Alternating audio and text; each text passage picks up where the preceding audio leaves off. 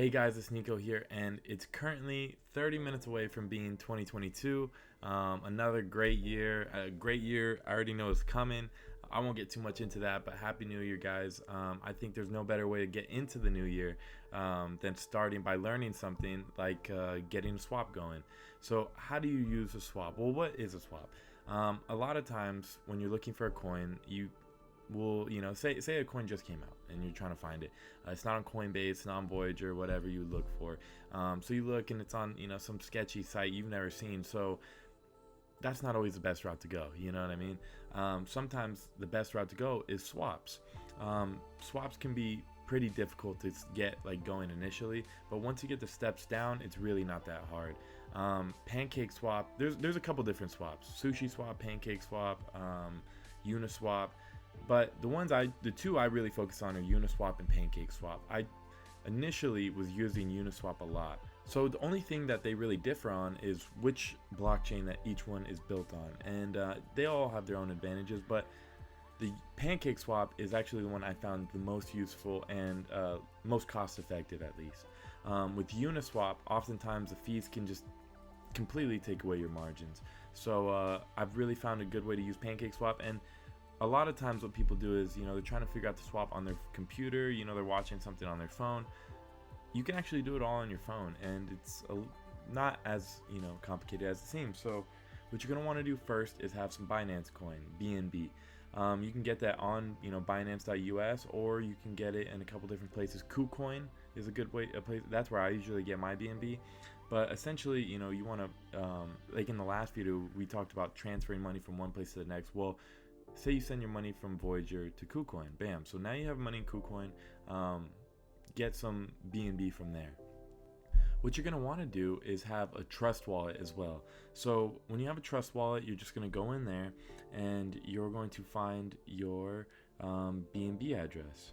So once you do that, let's get into trust wallet. Okay, BNB address, and then you're going to go ahead and click receive. So once you get that, you already know how it goes. You're going to want to get this address, copy it 3-4 times just for safety measures, and make sure it's BNB. Don't send anything other than BNB to BNB, if you know what I'm saying. So go ahead, and then you're going to head back into KuCoin and say, we're just going to move $100. Let's just move $100 for now. Alright, great. So now that we have some BNB in KuCoin, it's already easy. You know what to do. We're going to withdraw some BNB. And, okay, so we're looking for the address. Already got it. Okay, and then something that it says right here is memo. You always want to make sure and go back into your trust wallet and make sure that there's no memo required. So when you go to BNB, it should say, you click receive, no memo required. That's, something to always keep in account, because sometimes that you have to put that in. If you don't, you'll lose all your money. So let's see, and then okay, so boom, we have everything good. We're gonna withdraw that amount, no remarks necessary, and then boom. So once you do that, you're gonna want to confirm.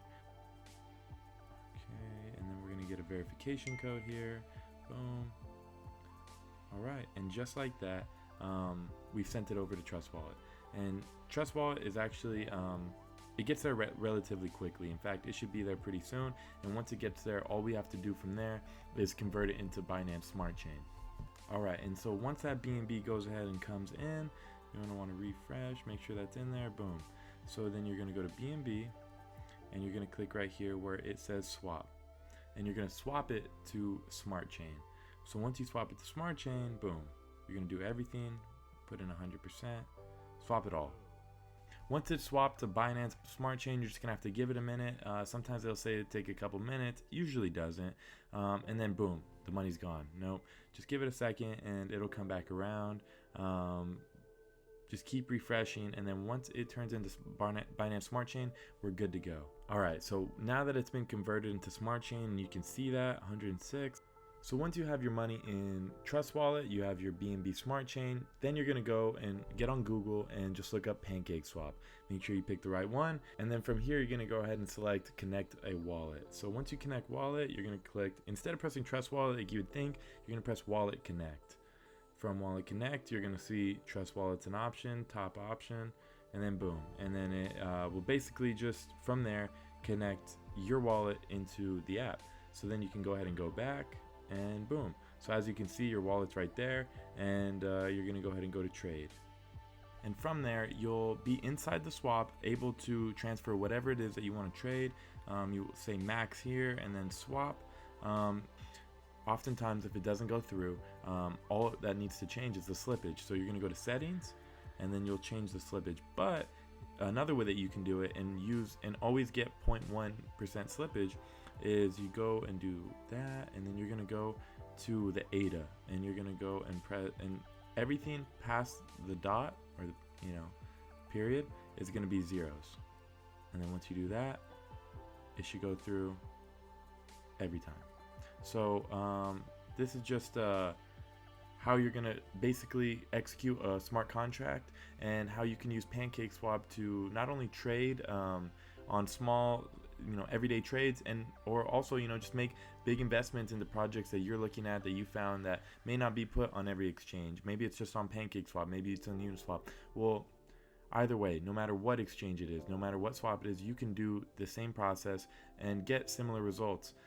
I like Pancake Swap because it's cheaper and it's easier to use for me, but Uniswap isn't that hard to use, and it's a little bit more expensive, but there's way more options. So it's really up to you on what you want to do, what coin you're looking for, and that's basically just the process of doing it. Once you do it probably like 2 or 3 times, you're good. Then you're teaching people how to do it, and it's kind of cool because all this may seem complicated, but it's not that hard, and you're gonna eventually be doing this a lot more often. So with that being said, thank you guys for watching. I appreciate that the support always, and if you guys have any questions or any projects you want me to look at, anything like that, find me on my social medias and message me.